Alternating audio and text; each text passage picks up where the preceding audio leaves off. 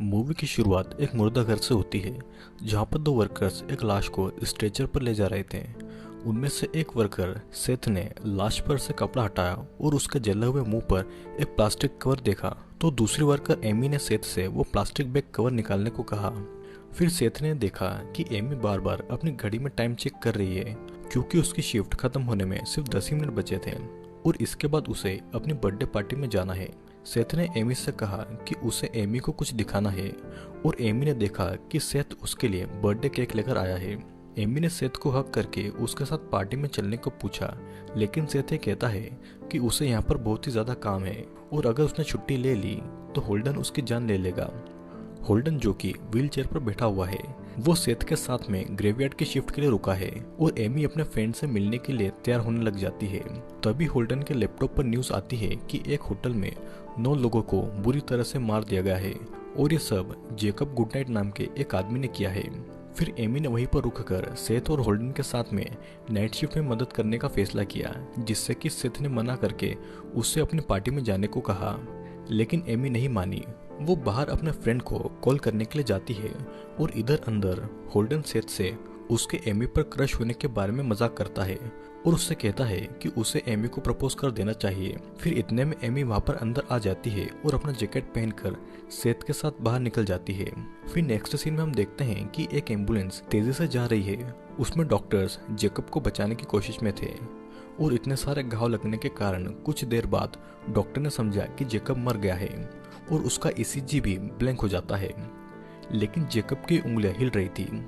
इधर एमी और सेथ मुर्दा घर के बाहर खड़े थे जहां पर एक एम्बुलेंस आती है और वो जेकब की बॉडी को छोड़कर चली जाती है। फिर सेथ ने एमी को उसके साथ रुककर उसकी हेल्प करने के लिए उसे थैंक्स कहा और उसने रिपोर्ट बुक में से बॉडी का नाम पढ़ा जिसमें लिखा हुआ था जेकब गुडनाइट। फिर दोनों उसकी बॉडी को स्ट्रेचर से लिफ्ट में ले जाने की कोशिश कर रहे थे क्योंकि जेकब बहुत ही ज्यादा भारी था। फिर लिफ्ट में पहुंचते ही सेथ के हाथ में से रिकॉर्ड बुक गिर जाती है और वो इसीलिए उसे उठाने बाहर जाता है, लेकिन उसके वापस आने से पहले ही लिफ्ट का दरवाजा बंद हो गया था। उसने एमी से कहा कि वो सीढ़ियों से ऊपर आ रहा है और अब लिफ्ट में सिर्फ एमी जेकब की बॉडी के साथ में अकेली थी, तो उसे थोड़ा सा डर लग रहा था, लेकिन वो ऊपर पहुंच गई। उसने बॉडी को लिफ्ट से बाहर निकालने की कोशिश की, लेकिन बॉडी बहुत ज्यादा भारी थी, जिससे कि लिफ्ट का गेट फिर से बंद हो गया और थोड़ी देर के बाद में खुल गया। एमी लिफ्ट से बाहर आकर सेथ को आवाज लगा रही थी। सेथ ने पीछे से आकर उसके कंधे पर हाथ रखा, जिससे कि एमी डर के चिल्ला पड़ी और फिर दोनों इस मजाक पर हंसने लगे।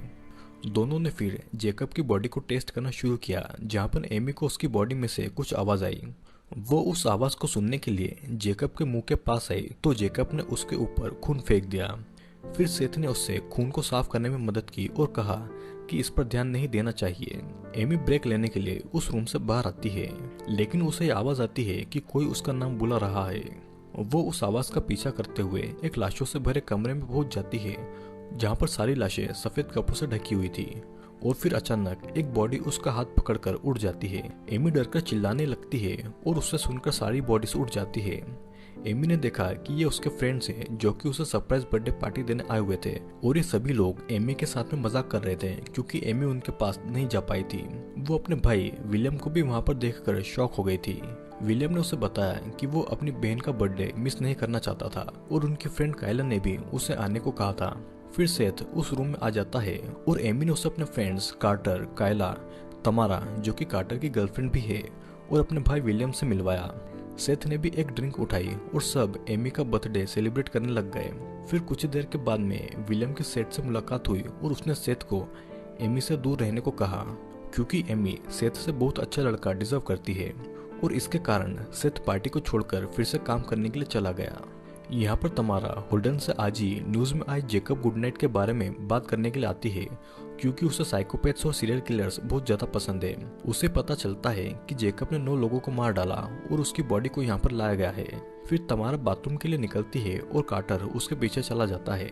एमी ने वहां पर आकर विलियम से उसकी हरकत के बारे में पूछा, जिस पर विलियम जवाब देता है कि वो एमी के मेडिकल स्कूल को छोड़कर मुर्दा घर में काम करने के बिल्कुल खिलाफ है, जिससे कि एमी को बहुत गुस्सा आ जाता है और वो भी पार्टी छोड़कर जाने लगती है। विलियम उसके पीछे पीछे आता है, लेकिन एमी नहीं रुकती और विलियम को भी कायला रोक देती है क्योंकि उसे विलियम पसंद था।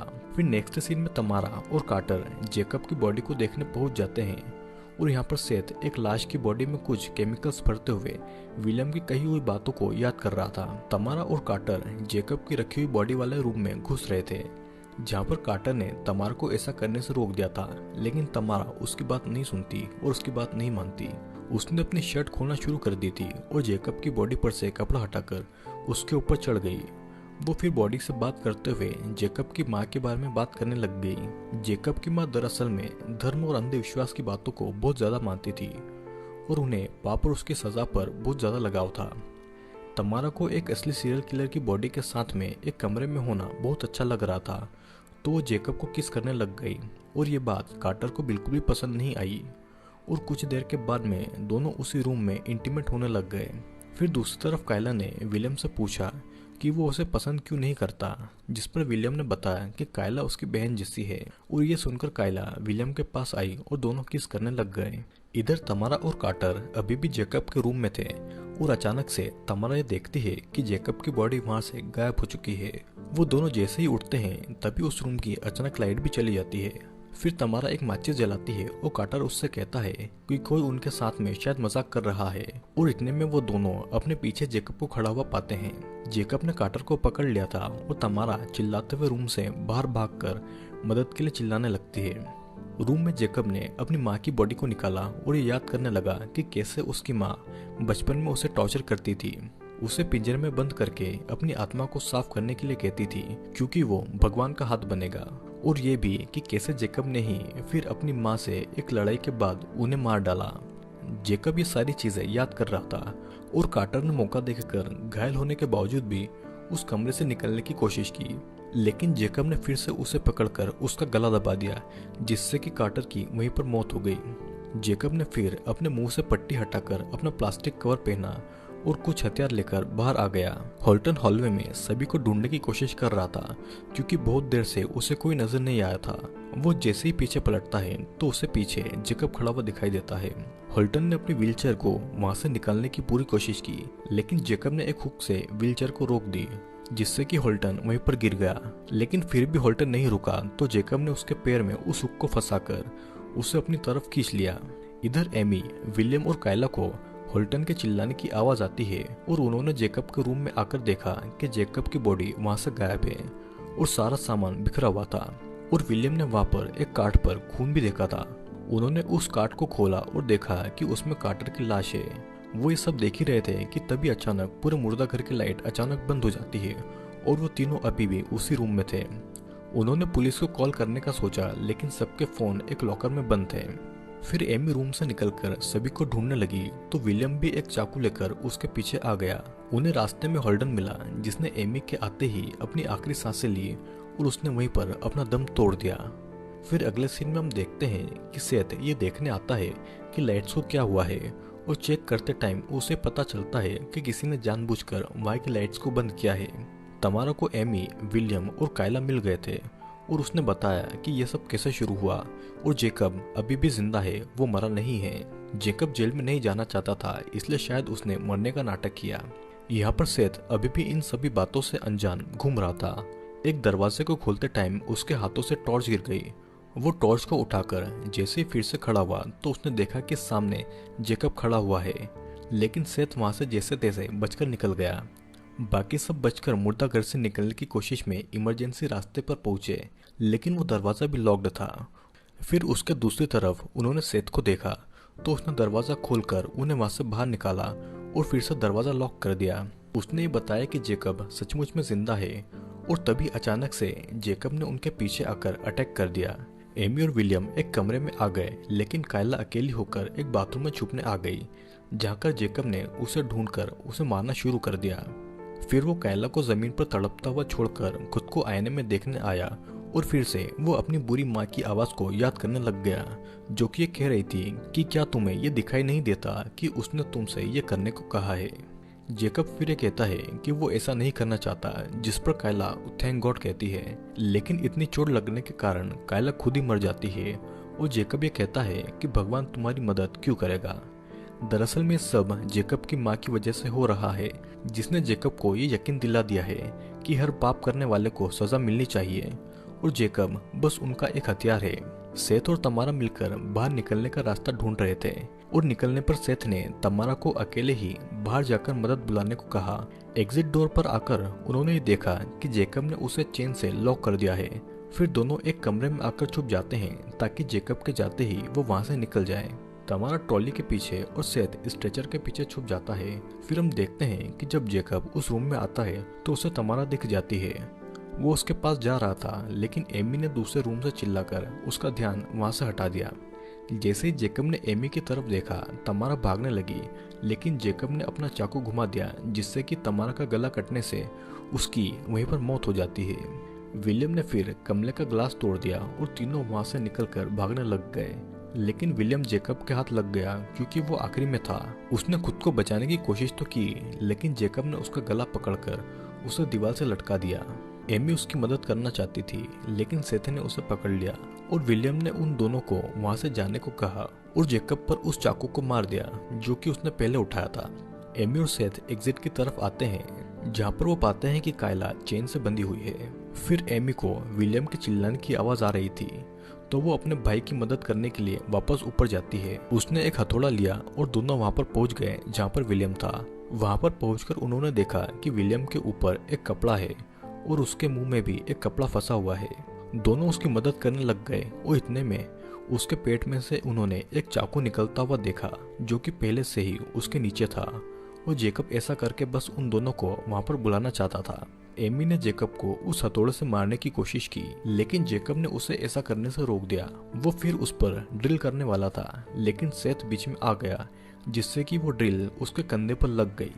अब दोनों वहां से भागकर एक बंद दरवाजे पर पहुंचते हैं, जिसे कि सेथ ने टाइम पर खोल दिया था और दोनों ने दूसरी तरफ पहुंचकर उसे फिर से बंद कर दिया था। दोनों एक कमरे में आते हैं जहां पर एमी सेथ की चोट पर पट्टी लगा रही थी ताकि उसका बहता हुआ खून रुक जाए। उसे एक कमरे में खिड़की दिखाई देती है जो कि बाहर के रास्ते की थी। वो उसे खोलने की कोशिश करती है, लेकिन वो खिड़की सिर्फ इतनी खुलती है जिसमें से सिर्फ एमी ही बाहर आ सके, जिसके कारण सेथ उसे अपनी कार की चाबी देकर अकेले बाहर जाकर मदद बुलाने को कहता है। और फिर वहां पर एमी पहली बार सेथ को किस करती है और फिर उस खिड़की से निकलने लग जाती है। लेकिन वो देखती है कि जेकब वहां से कुछ ही दूर पर खड़ा हुआ है, जिससे कि वो वापस अंदर आ जाती है। जेकब ने भी एमी को देख लिया था, तो उसने वहां पर आकर उस खिड़की को तोड़ दिया और फिर एमी और सेथ ने उस कमरे से भागकर दूसरी एग्जिट से निकलने के बारे में सोचा। और वो उस दरवाजे को खोलने की कोशिश कर रहे थे, लेकिन जेकब ने उस दरवाजे के दूसरी तरफ से ही एमी को चाकू मार दिया और एमी की भी वहीं पर मौत हो जाती है। अब जेकब फिर से सेथ के पीछे जाने लग गया था और एक कमरे में पहुंचता है जहाँ पर सेथ छुपा हुआ था। सेथ ने एकदम बाहर आकर जेकब को कुर्सी से मारा, जिससे कि जेकब का चाकू नीचे गिर जाता है। सेथ उस चाकू को उठाने की कोशिश कर रहा था, लेकिन जेकब ने उसके हाथ पर पैर रखकर उसे पूरे कमरे में घसीट दिया। फिर सेथ जैसे तैसे पिछले रूम में आकर खिड़की से निकल रहा था, लेकिन जेकब ने फिर से उसे रोक दिया। अब जेकब अपना चाकू उठाने लगा, लेकिन सेथ ने वो केमिकल लिक्विड वाला पाइप उठाकर जेकब के पेट में डाल दिया और वो केमिकल्स जेकब की बॉडी में जाते ही उसकी बॉडी के फ्लूइड से रिएक्ट करने लग गए, जिससे कि उसकी बॉडी का सारा खून उसकी आंखों से बाहर आ गया और हम ये देखते हैं कि जेकब की वहीं पर मौत हो जाती है। सेथ उस मुर्दा घर से बाहर आकर अपनी कार में आता है और वहां से जिंदा बचकर निकल जाता है। कुछ दूर जाने के बाद में जब वो मेन गेट खोलने के लिए रुकता है और पलटकर देखता है तो कार के पीछे का दरवाजा खुला हुआ था, जिसका मतलब साफ था कि जेकब अभी भी जिंदा है। और फिर इतने में अचानक जेकब पीछे से आकर सेथ की आंखों में हाथ डालकर उसे निकाल देता है और वो सेथ को भी वहीं पर मार डालता है। फिर हम ये देखते हैं कि मूवी के एंड में सभी की बॉडीज को दिखाया गया था, जो कि कार्टर, होल्डन, कायला, तमारा, विलियम, एमी, सेथ और जेकब की माँ की बॉडी थी। फिर मूवी के एंड में जेकब ये कहता है कि उसे भी अब उन लोगों के बुरे कर्म दिखाई दे रहे हैं और इसी के साथ में ये मूवी यहीं पर एंड हो जाती है।